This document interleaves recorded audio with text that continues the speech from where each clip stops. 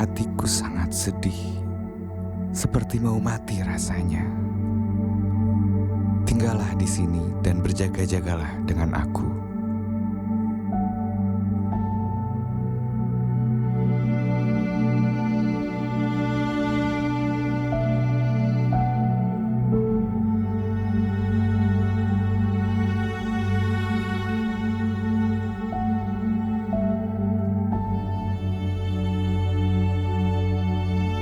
Ya Bapakku, jikalau cawan ini tidak mungkin lalu, kecuali apabila aku meminumnya, jadilah kehendak-Mu.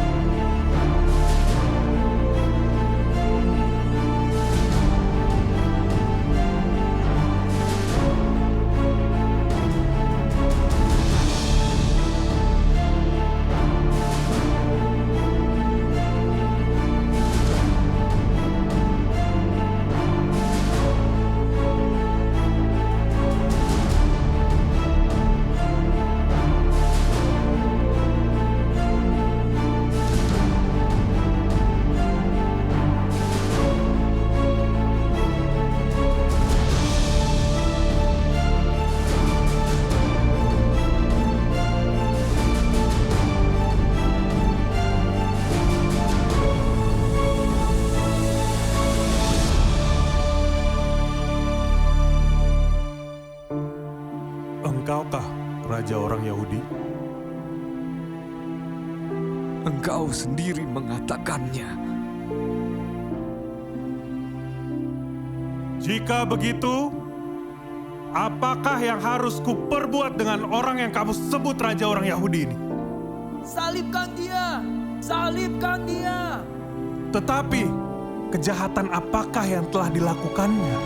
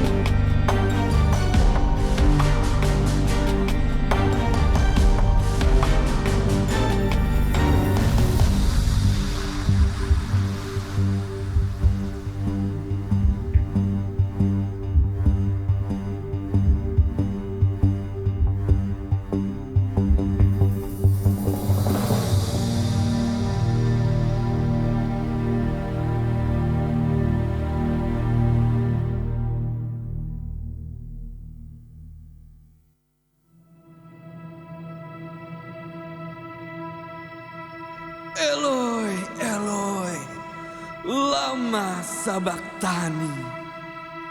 Allahku, Allahku, mengapa engkau meninggalkan aku?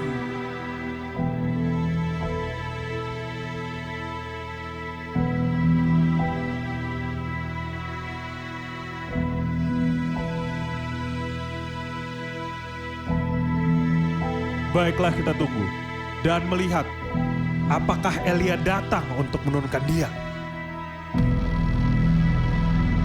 Sudah selesai.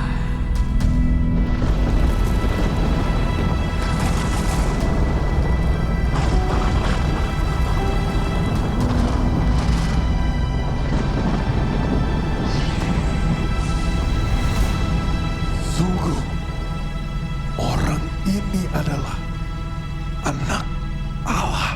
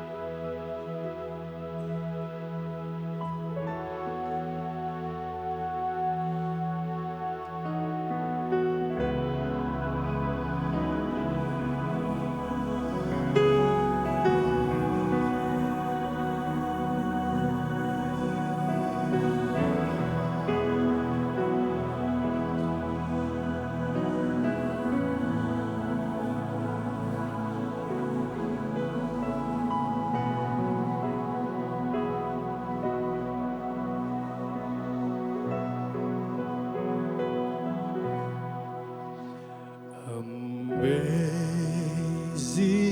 grace, how sweet the sound that saved a wretch like me. I once was lost, but now I'm found. Was blind, but now I see. 'Twas grace that taught my heart to fear, and grace my fears relieved. How precious did that grace appear, the hour I first believed.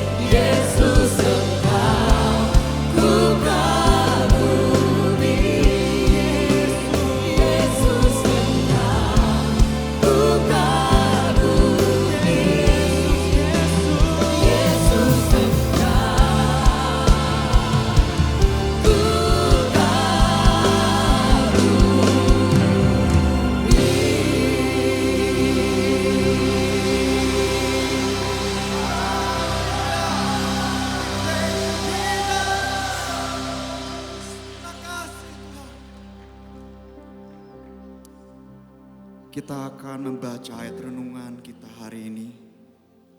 Dan saya akan membacanya terlebih dahulu. Diambil dari 2 Korintus 5 ayat 21. Dia yang tidak mengenal dosa telah dibuatnya menjadi dosa karena kita. Supaya dalam dia kita dibenarkan oleh Allah. Mari kita baca bersama-sama. 2 Korintus 5 ayat 21. Dia yang tidak mengenal dosa telah dibuatnya menjadi dosa karena kita, supaya dalam dia kita dibenarkan oleh Allah. Amin.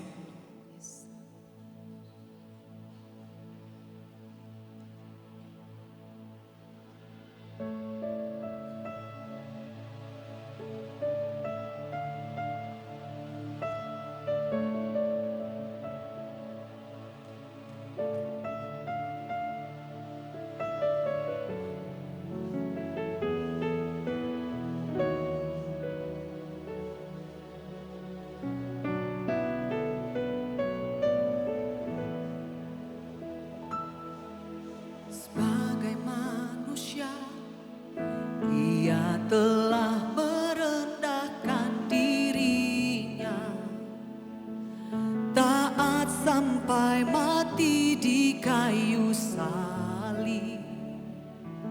Hapuskan dosa pelanggaranku, sebagai penebus tubuhnya disiksa dan dihancurkan. Darah yang mengalir di kayu salib, yang sanggup sucikan, ampuniku.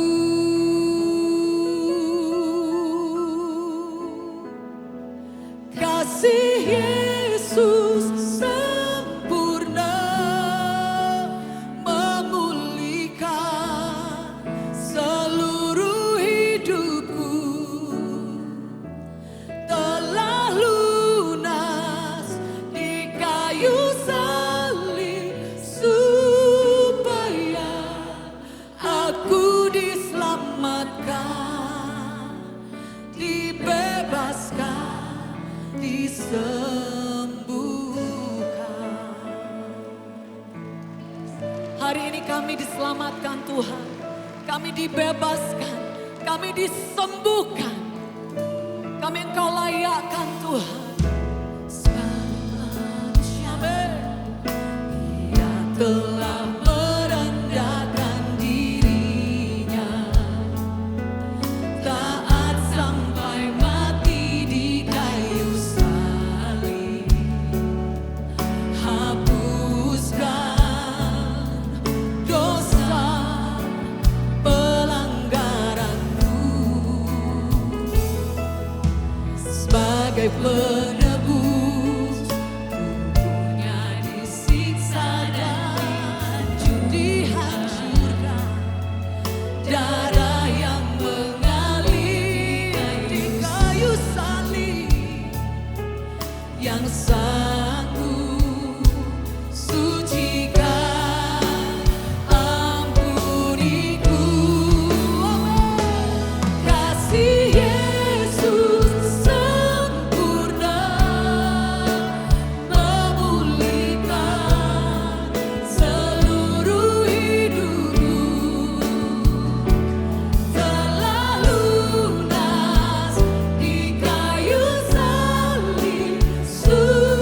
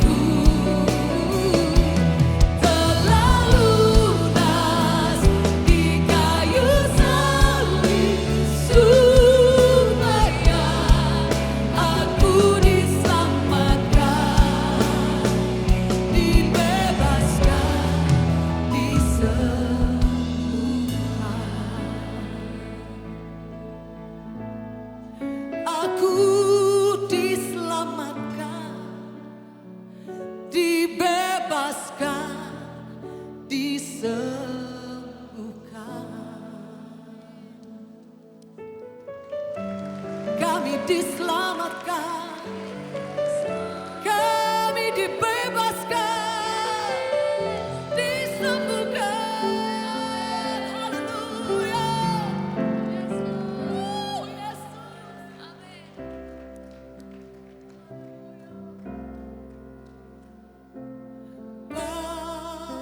Bawalah aku,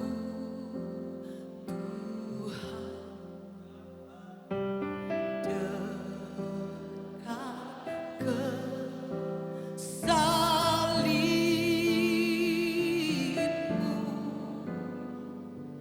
air hidup dan darah,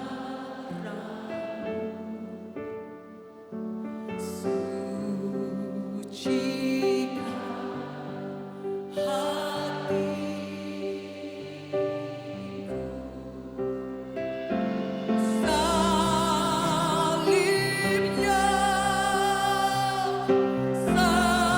salibnya, harapan mulia,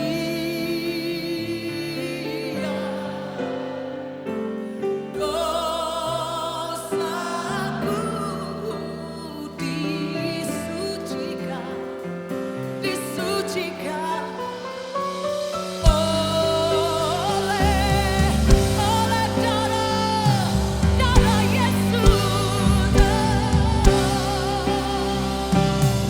Salibnya, oh salibnya,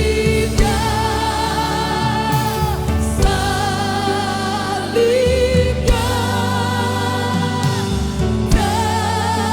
harapan mulia,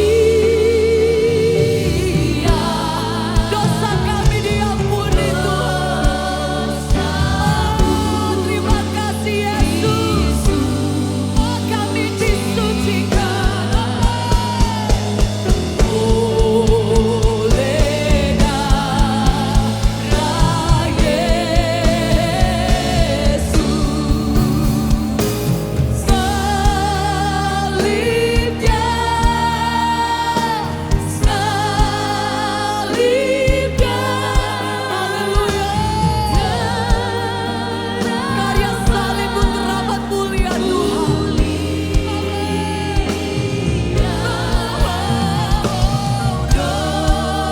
Dosaku disucikan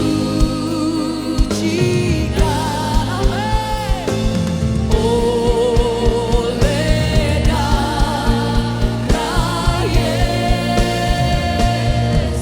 Dosaku, dosaku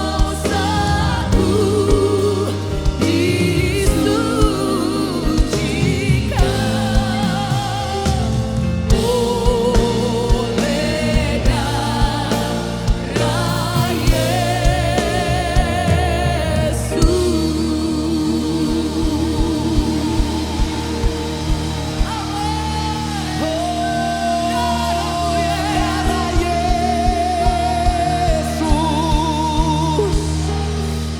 Darah Yesus. My chains are gone and I've been set free. My God, my Savior has ransomed me, and like a flood, His mercy reigns, unending love, amazing grace.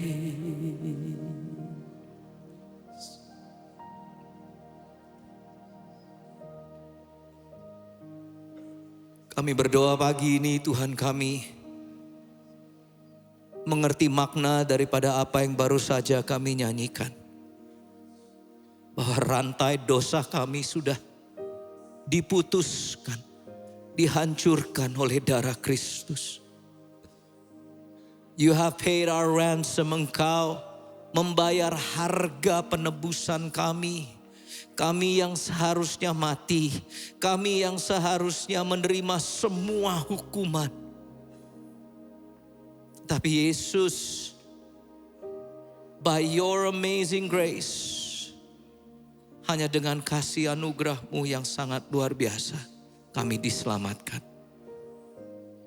Di hari Jumat Agung ini Tuhan, bantu kami untuk menyadari betapa besarnya dampak yang Engkau lakukan bagi setiap kami. Kalau hari ini kami ada, itu semua karena Engkau yang sudah menanggungnya di kayu salib. Tidak ada satu hal pun yang bisa kami banggakan selain pengorbanan-Mu bagi setiap kami. Kami ucapkan syukur. Salib-Mu sangat amat rahmat mulia Tuhan. Dosaku diputihkan, disucikan hanya karena darah Kristus. Dan semuanya yang hari ini percaya, semuanya bersama-sama katakan amin, amin, amin. Come on. Berikan kemuliaan bagi Tuhan. Come on. Dia layak segala pujian, Dia layak menerima segala hormat, kemuliaan. Karena Dia Tuhan yang baik, Tuhan yang sangat amat baik, Tuhan yang sangat mengasihi kita. Come on. Yesus, terima kasih. Yesus, terima kasih. Berikan tepuk tangan buat teman-teman kita juga, tim Praise and Worship, dan juga teman-teman Performing Arts yang sudah sangat luar biasa melayani kita. Ini kebaktian kedua. Tadi pagi saya melihat Performing Arts dan juga tim Praise and Worship, dan saya nggak habis-habisnya menangis. Karena saya tahu bahwa setiap kali Yesus dicambuk, setiap kali Yesus dipukuli, setiap kali Yesus jatuh dan berdarah, seharusnya itu buat saudara dan saya. Seharusnya kita yang dicambuk, seharusnya kita yang dipukuli, seharusnya kita yang disiksa. Tetapi Dia yang memberikan hidupnya bagi saudara dan saya supaya kita mendapatkan kehidupan yang kekal. Ada amin? Sebelum saudara duduk, lihat kiri kanan saudara, katakan selamat memperingati Jumat Agung bersama-sama. Thank you team, thank you so much. Oh, hari ini adalah hari Jumat Agung, the Good Friday kalau dalam bahasa Inggrisnya, the Good Friday. Hari kita memperingati kematian dan pengorbanan Kristus di kayu salib bagi saudara dan saya. It is one of the most important event in the history of the world, selain daripada kebangkitan Yesus yang sebentar lagi di hari Minggu kita akan bersama-sama rayakan. It's the death and the resurrection of Christ adalah momen terpenting dalam kekristenan, dan saya berdoa hari ini saudara bisa mengerti mengapa Jumat Agung itu sangat berdampak bagi kita semua dan juga bagi dunia. Dan apa yang akan saya bagikan selama 20 menit ke depan adalah hal-hal yang sederhana, hal-hal yang foundational dan landasan daripada iman kita. Dan saya berdoa bahwa mungkin saudara berkata, oh saya sudah dengar khotbah tentang salib, saya sudah dengar khotbah tentang pengorbanan. But I truly pray, hari ini saudara bisa membuka telinga rohani saudara, hati rohani saudara, dan mengizinkan Roh Kudus berbicara kepada kita semua. Ada amin? There will be a lot of verses today. Hari ini saya akan hanya membaca begitu banyak ayat-ayat bagi saudara karena saya tidak mau lari daripada apa yang Alkitab sudah tuliskan. But first of all, I just want to bring the bad news first. The bad news adalah sejak saudara dan saya lahir, kita semua adalah orang-orang terkutuk. And I know di zaman sekarang kalau kita berkhotbah, seringkali orang maunya mendengarkan khotbah yang enak-enak saja. But saya datang bukan untuk membuat saudara merasa nyaman, tetapi saya datang untuk membawa firman Tuhan dalam kehidupan saudara. The truth is bahwa sejak kita lahir, saudara dan saya adalah orang-orang yang terkutuk. Saudara sadar tidak sadar, saudara terima tidak terima. Kita dikutuk karena sifat manusia yang jatuh dalam dosa sejak dari Adam dalam penciptaan. We're cursed. Melalui Adam, mungkin saudara sudah tahu ceritanya, atau mungkin saudara belum. Melalui Adam, dosa masuk ke dalam dunia. Dan ketika Adam berdosa, ia langsung mati secara rohani. Yang artinya dia terputuskan hubungannya dengan Tuhan, Sang Penciptanya. Dan dia juga mulai mati secara jasmani. Dan sejak saat itu, sejak saat dosa masuk dalam Adam, saudara dan saya, kita semua orang yang dilahirkan, kita mewarisi sifat dosa Adam. Dan kita juga menderita akibat dan hukuman yang sama, yaitu berupa kematian rohani dan juga kematian jasmani.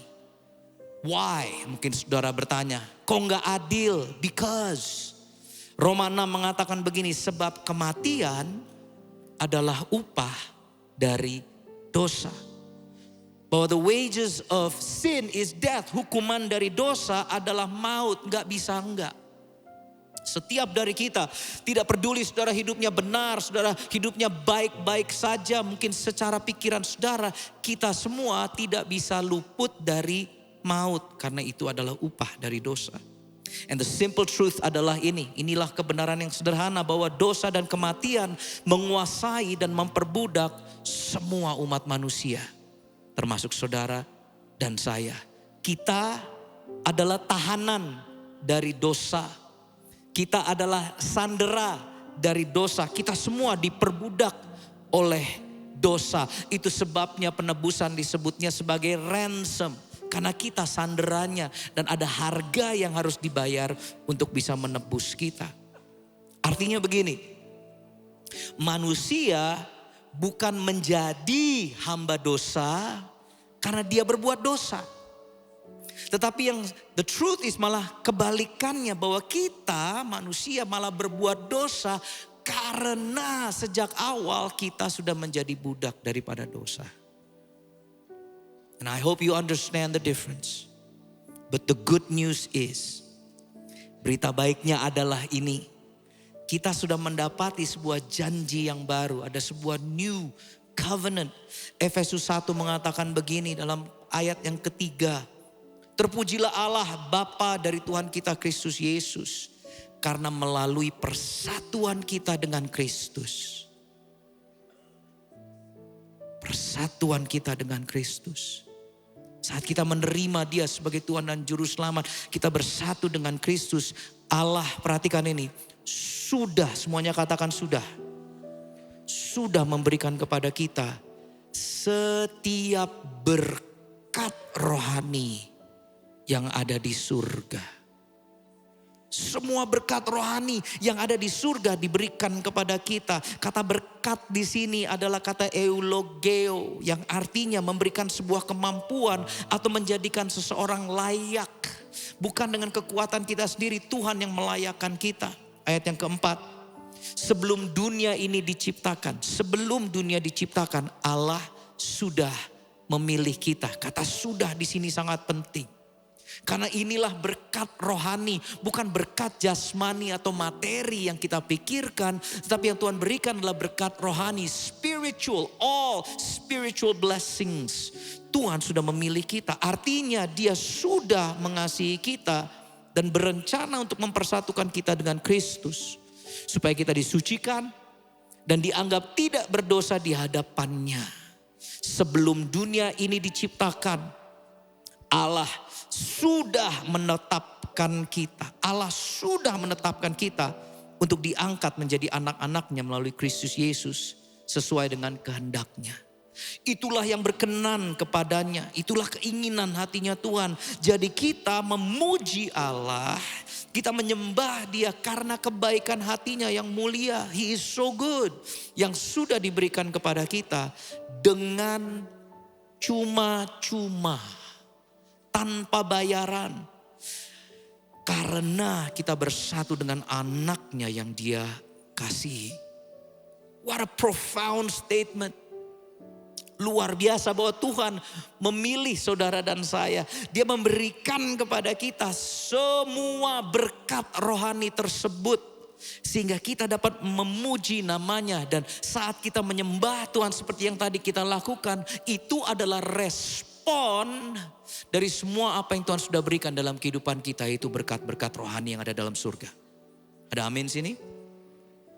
Namun sejujurnya tidak ada satupun dari kita sebenarnya yang bisa menganggap dirinya layak, bukan? Tidak ada satupun dari kita yang sebenarnya layak menerima semua berkat rohani yang ada dalam Kristus. Karena kok bisa yang tadinya kita ini terkutuk dan seharusnya mati, malah kita bisa mendapatkan seperti janji Tuhan, semua berkat rohani yang ada di surga. And this is where grace comes in.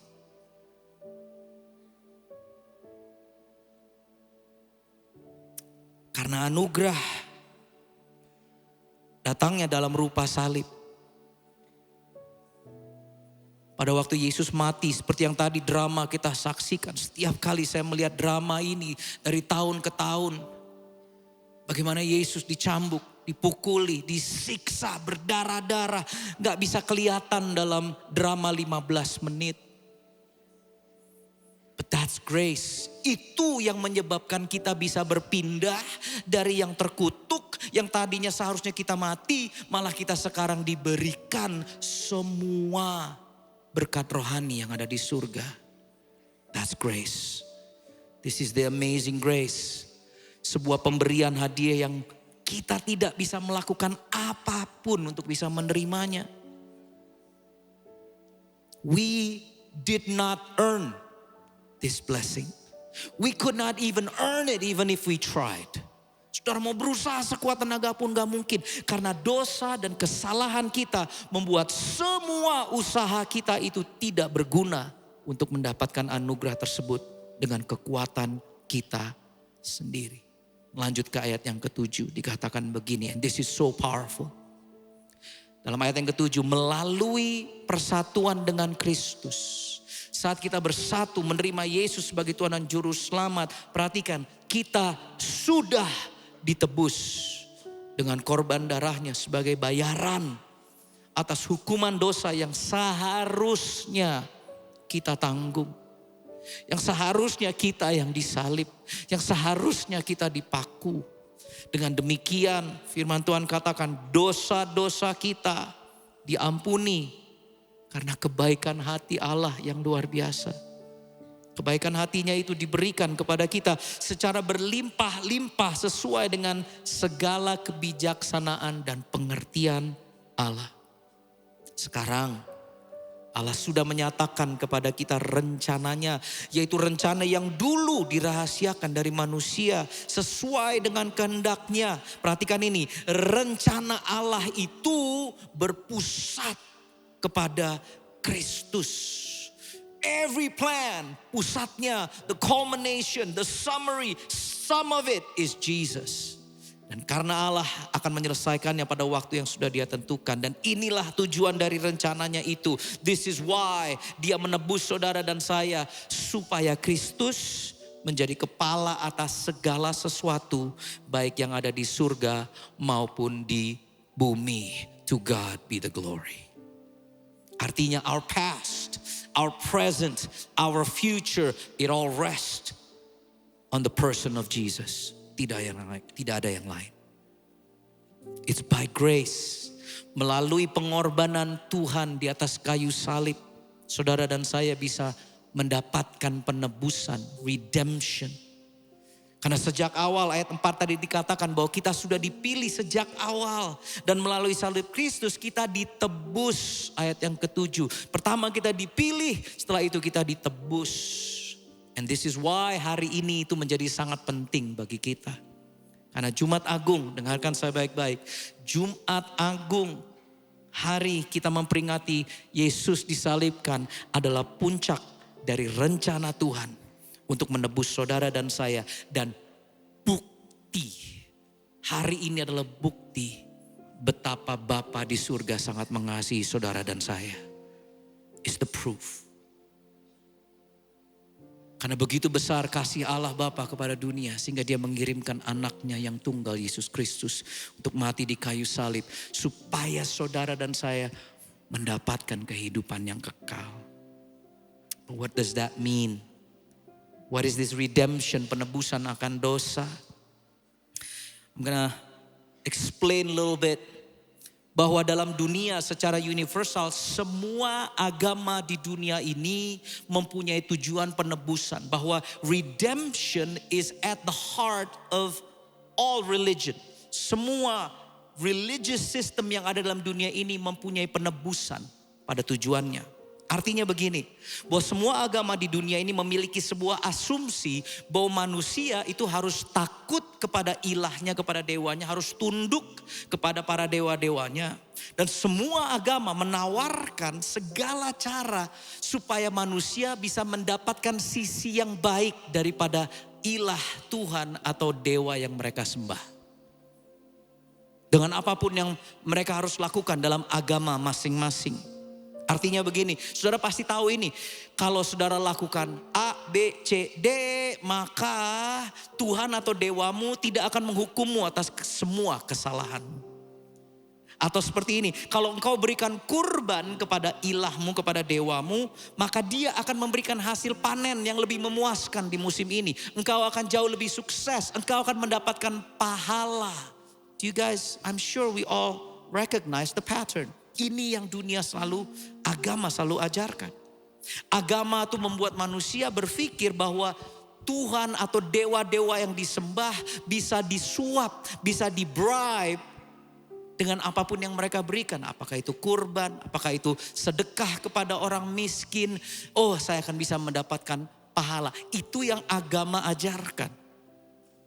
Agama juga menganggap bahwa kalau ilah atau dewa atau Tuhan yang kita sembah itu tersinggung dengan kita karena kesalahan kita, maka kita harus melakukan segala cara untuk menyenangkan mereka kembali. Intinya semua agama di muka bumi ini menunjukkan bahwa kita harus berdamai dengan ilah atau dewa kita masing-masing. Bahwa kita harus menebus dosa masing-masing dengan cara masing-masing. Artinya agama mengajarkan bahwa siapapun yang melanggar aturan atau berdosa harus melakukan penebusan dengan usaha mereka sendiri. Baik itu melalui perbuatan baik atau dengan tindakan moral mereka melalui ritual keagamaan mereka, perbaikan diri atau bahkan dengan kurban-kurban yang bisa mereka berikan kepada Tuhan atau dewa mereka. But listen to me carefully today. Yesus tidak datang ke dunia untuk membuat sebuah agama yang baru. Karena kekristenan bukanlah sebuah agama. Karena kekristenan kita malah menekankan ini. Bahwa orang Kristen mengatakan semua orang berdosa tidak dapat berbuat apapun untuk menebus dirinya sendiri.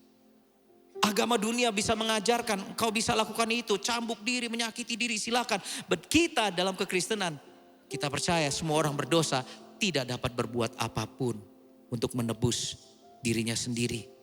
Kita tidak dapat berbuat apapun untuk mengubah status kita. Di sosial media kita bisa mengubah status. Setiap hari juga kita bisa ubah-ubah status. But not here. Karena apa? Efesus 2 mengatakan begini, sebelum dipersatukan dengan Kristus, memang tubuh jasmani kita ini hidup, kita hidup. Tetapi sebenarnya kita sudah apa?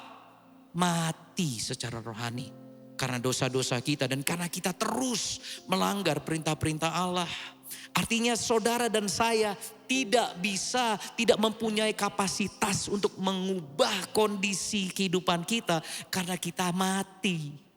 Dan orang yang sudah mati tidak mempunyai kuasa untuk mengubah kondisinya sendiri. Betul? So here's the truth. Here's the truth from the word of God. Wah, tidak ada perbuatan baik, listen to me carefully.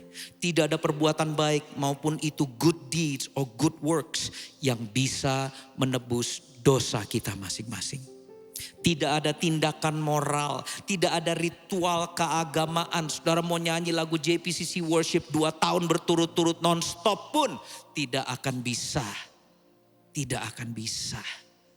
Kita bisa mencoba memperbaiki diri sendiri melalui pengorbanan kita atau dengan memberikan sumbangan kayak ke yayasan atau ke pelayanan, sedekah dan lain sebagainya.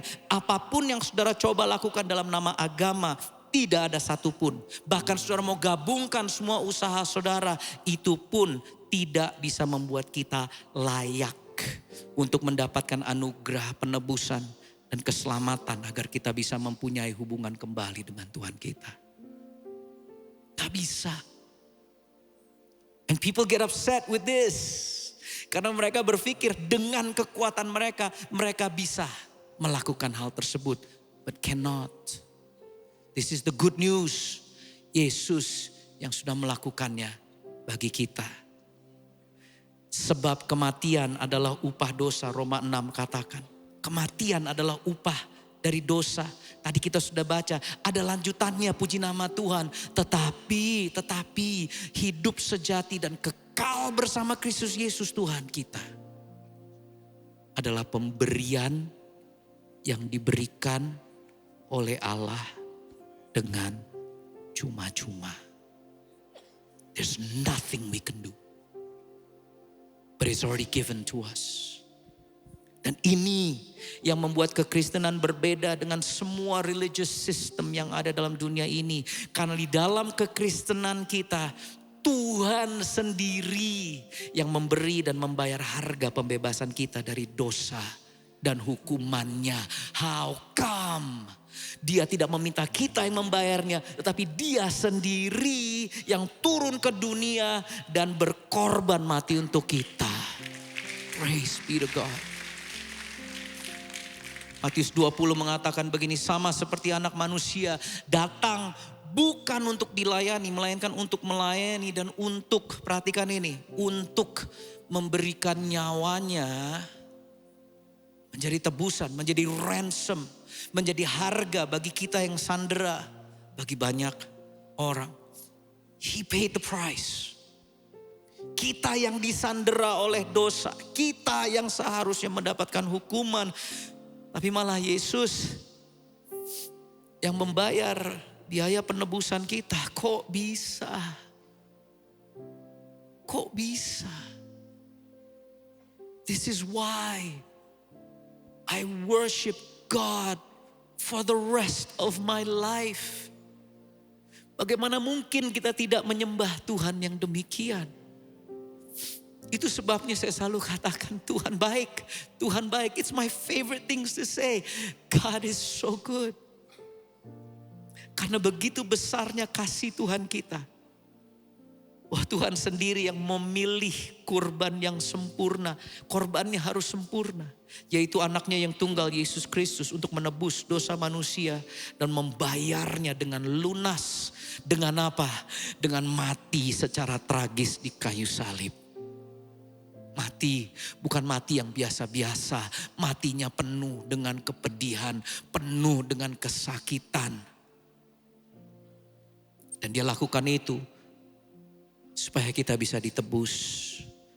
Kematian Yesus di kayu salib adalah pembayaran untuk menebus kita dari perbudakan dosa. Kalau saudara pulang tidak ingat apapun, saya mau saudara pulang dengan pemikiran ini. Bahwa kematian Yesus di kayu salib adalah pembayaran untuk menebus saudara dan saya dari perbudakan dosa. Roma 5 mengatakan begini, jadi sebagaimana pelanggaran satu orang, yaitu Adam, mengakibatkan seluruh umat manusia dihukum. Begitu juga perbuatan satu orang yang mengikuti kehendak Allah mengakibatkan semua orang dibebaskan dari kesalahan dan diberi hidup. Dan sebagaimana banyak orang menjadi berdosa karena satu orang yang tidak taat, begitu juga banyak orang dimungkinkan berbaik kembali dengan Allah karena satu orang taat kepada Allah. Dan satu orang yang taat tersebut namanya Yesus. He paid the price for our grace. Itu sebabnya judul khotbah saya hari ini adalah The Price for Grace. He paid the price for our grace. Grace yang kita terima dengan cuma-cuma, namun tidak berarti bahwa tidak ada yang membayarnya, saudara-saudara. Yesus membayar dengan harga yang sangat mahal. Filipi 2 mengatakan begini, dalam keadaan sebagai manusia, Yesus lebih lagi merendahkan dirinya untuk taat pada kehendak Allah. Hingga dia menyerahkan tubuhnya sampai mati. Bahkan sampai mati disalibkan. 2 Korintus 5 ayat 21. Allah sudah membuat Kristus diperlakukan seperti orang berdosa demi menanggung dosa Charles, doa Irene, doa Tommy, dosa Chelsea, dosa saudara, dosa Remy, dosa kita semua. Menanggung dosa kita. Yesus diperlakukan seperti orang berdosa. Meskipun Kristus sendiri tidak pernah berdosa. Allah melakukan itu agar kita yang bersatu dengan Kristus, perhatikan ini, agar kita yang bersatu dengan Kristus dapat dibenarkan di hadapannya. My Lord, kok bisa? Bisa, karena dia sangat mengasihi saudara dan saya.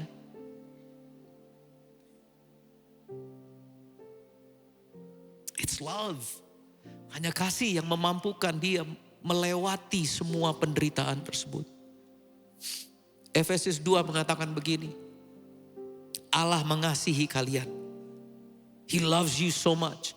Itu sebabnya ia menyelamatkan kalian karena kalian percaya kepada Yesus. Perhatikan ini, keselamatan kalian itu bukanlah hasil usahamu sendiri. Itu adalah anugerah Allah. Jadi, saya mau kita baca ini sama-sama yuk. 1, 2, 3. Jadi, tidak ada seorang pun yang dapat menyombongkan dirinya mengenai hal itu. Apa yang bisa kita banggakan? Apa yang bisa kita sombongkan? Apa yang bisa kita bilang bahwa this is my doing, my success, my songs. No. Semua gak ada artinya dibandingkan dengan pengorbanan Yesus untuk menebus saudara dan saya. Apa yang bisa kita banggakan selain daripada pengorbanan Kristus? So how do we apply this? I'm gonna be finished very soon. Bagaimana kita aplikasikan ini dalam kehidupan kita? Artinya Tuhan yang menyediakan pengampunan yang menebus kita. Tuhan yang menyediakan, bukan saudara dan saya. Tuhan sendiri yang menyediakan korban penebusan dalam anaknya yang tunggal Yesus Kristus di kayu salib. Itu sebabnya ayat 7 yang tadi kita baca di awal dikatakan bahwa kita sudah ditebus. Sudah ditebus. We did not earn it. Bukan karena usaha kita. Bukan karena kita hebat. Bukan karena kita suci. Bukan karena kita melayani Tuhan di gereja sudah 7 tahun dan lain sebagainya. We didn't earn it.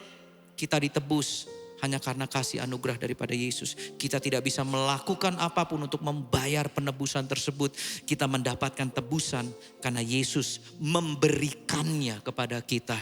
That is grace given to us. So today, how to apply it? As we look at the cross today. Apa yang saudara lihat dalam salib Kristus? Apakah saudara cuma melihat simbol saja? Sesuatu yang kita lihat minggu demi minggu atau bahkan kita sudah melihatnya sebagai fashion dalam baju di hari-hari sekarang sebagai jewelry. What do you see when you look at the cross? But if you know bahwa Yesus mati buat diri saudara karena kasih anugerahnya. Ini yang bisa kita lakukan. Make space for God's grace today and every day. Berikan ruang. Dalam kesibukan kita, dalam semua yang kita kerjakan. Make space for God's grace Bukan cuma di hari Jumat Agung saja, but every single day. Karena ini yang saya temukan, orang-orang yang mempunyai ruangan untuk anugerah Tuhan adalah orang-orang yang selalu mengucap syukur. They're so grateful. They're so grateful. Tuhan telah memilih kita. Tuhan telah menebus kita. Dan dalam penebusan itu ada kelahiran baru. There's new birth. Yang kini karena kita lahir baru, kita diberikan kemampuan untuk melakukan hal-hal yang berkenan kepada Allah. Artinya begini, bukan karena saya menulis ribuan lagu untuk Tuhan sehingga dia senang dengan berkenan kepada saya. Tapi malah kebalikannya, karena Yesus yang sudah mati di kayu salib menebus saya. Sehingga saya bisa melakukan semua hal untuk berkenan kepada dia. 1 Petrus ayat yang terakhir. Pasal yang ke-1 ayat 18. Karena kita tahu bahwa Allah sudah membayar lunas tebusan untuk membebaskan kita dari kehidupan. Kehidupan kita yang sia-sia. Yang kita warisi dari nenek moyang dari zaman Adam. Dan dia menebus kita bukan dengan barang-barang duniawi seperti emas atau perak. Karena semua itu bisa rusak. Namun bayaran yang dipakai untuk membebaskan kita itu jauh lebih berharga. The blood of Christ, darah Kristus yang sudah dipersembahkan seperti kurban domba yang tidak bercacat dan yang tidak bernoda. Kematian Yesus di kayu salib adalah pembayaran untuk menebus kita dari perbudakan dosa. Tutup Alkitab saudara, tutup catatan saudara. Percuma semua khotbah firman Tuhan yang diberikan jika tidak ada respon. Saya berdoa yang diajarkan hari ini, dibagikan hari ini bukan cuma sekedar ayat untuk dihafal atau diposting di social media. Tapi ini bisa berbicara kepada kita semua. Saat kita melihat that cross, apakah saudara melihat dosa saudara dipaku bersama dengan Yesus?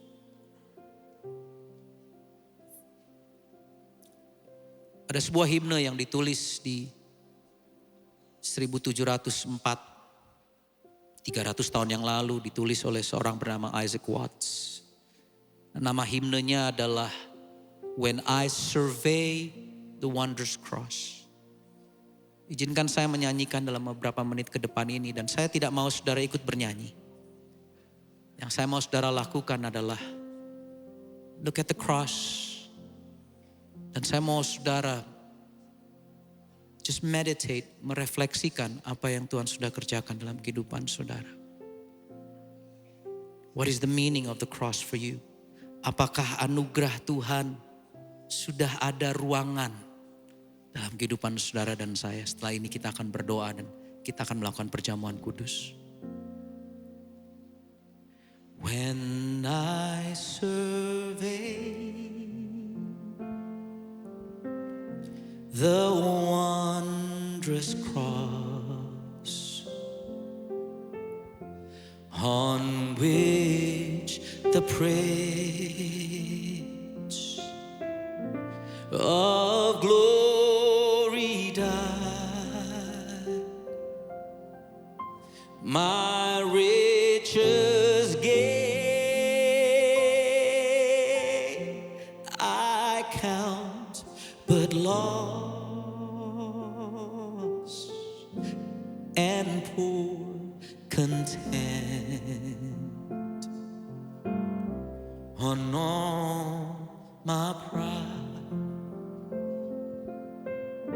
Forbid it, Lord, that I should boast, safe in the death of Christ my God. All the vain things that charm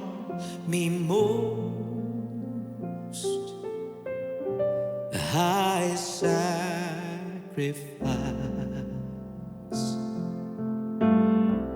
them to his blood.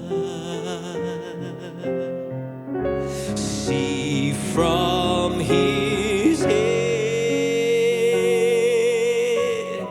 his hands, his feet, sorrow and love flow mingle down. Did e'er such love and sorrow meet, or thorns compose so rich a crown? Worth the whole realm of nature mine, that were a present far too small. Love so amazing, so divine, demands my soul. Oh, demand my soul. Love demands my soul. My life, my all.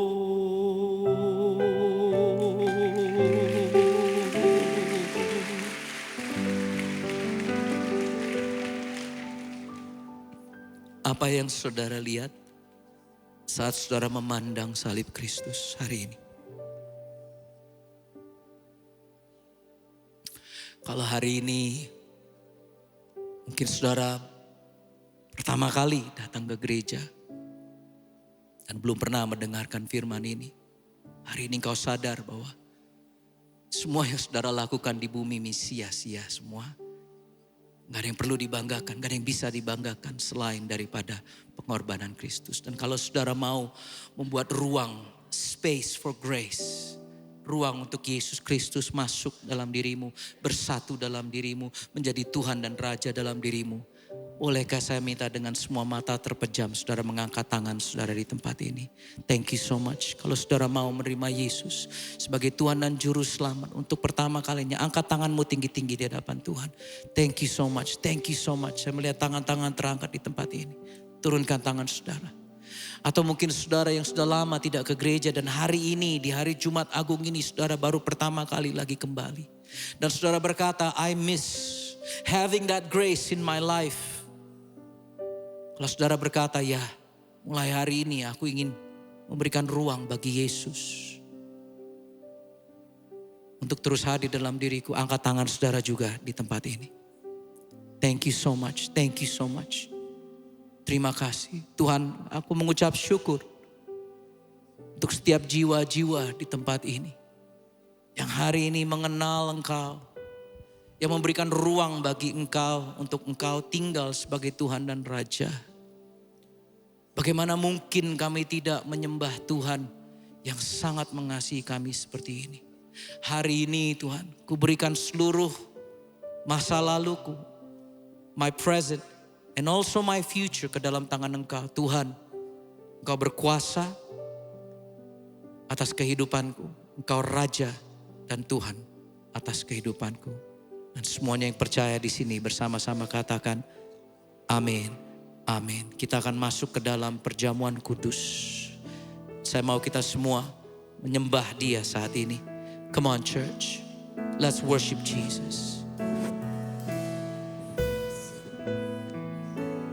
Sempurna memulihkan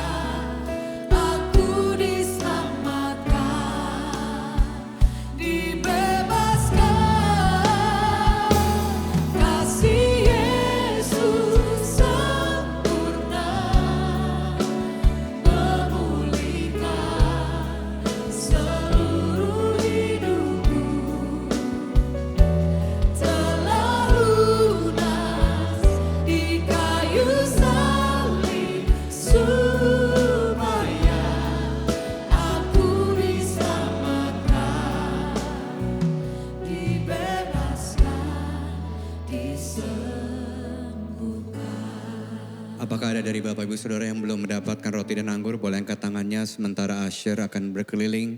Bagi Bapak Ibu Saudara yang belum mendapatkan roti dan anggur, yang sudah mendapatkannya boleh mulai membukanya, dimulai dari roti dulu. Angkat tangannya tinggi-tinggi bila belum.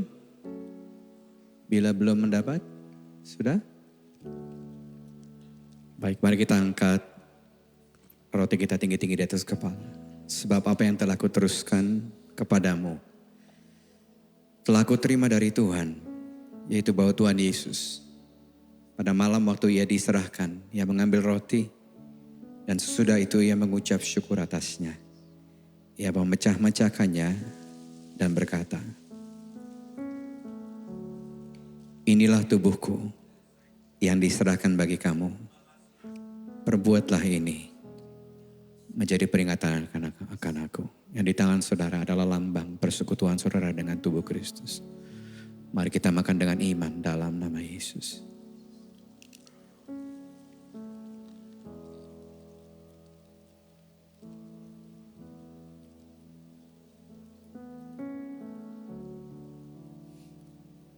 Demikian juga ia mengambil cawan. Sesudah makan lalu berkata, cawan ini adalah perjanjian baru yang dimateraikan oleh darahku. Perbuatlah ini setiap kali kamu minumnya, menjadi peringatan akan aku.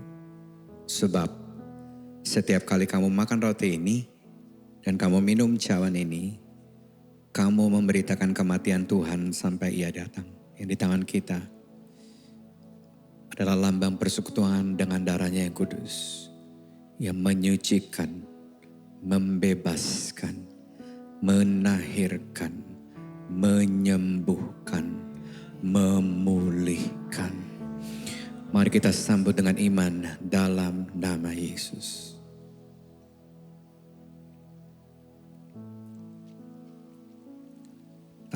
Taruh cawanmu di kursi sebentar. Angkat kedua belah tanganmu, ucapkan syukur buat salibnya. Gunakan kata-katamu sendiri. Terima kasih untuk keselamatan. Kami gak bisa tebus diri kami.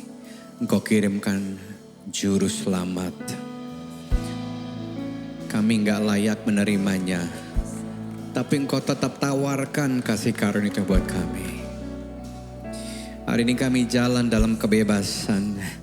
Karena Engkau sudah menebus semua kemanusiawian kami di atas kayu salib. Dosa kami, pelanggaran kami, kesombongan kami, keterikatan kami, kelemahan kami, sakit penyakit kami, kesedihan, kekecewaan, perasaan tertuduh, kekhawatiran, ketakutan, ditanggung di atas kayu salib. Dibayar lunas, dibayar lunas. Kami terima mujizat-Mu, kami terima kesembuhan-Mu, kami terima kasih anugerah-Mu. We want to make space for your grace today, every day. Bantu kami jadi orang-orang yang bersyukur karena kasih karunia-Mu masih cukup. Bantu kami jadi orang-orang yang taat karena kasih karunia-Mu cukup buat kami. Cukup buat kami. Dalam nama Yesus, dalam nama Yesus, dalam nama Yesus kami terima dengan iman. Terima kasih Tuhan. Jemaat yang dikasihi Tuhan, terimalah berkat daripada Allah Bapa, kasih sayang yang sempurna dan tanpa syarat daripada Tuhan Yesus, kedekatan, keintiman, kemampuan ilahi daripada Roh Kudus menyertai saudara sekalian. Make space for His grace every single day and extend His grace to whoever meet you. Dalam nama Bapa, Putra, dan Roh Kudus, dalam nama Yesus Kristus Tuhan. Dan semua yang bersyukur untuk salib Kristus berteriak, Amin. Have a great Good Friday and see you Sunday.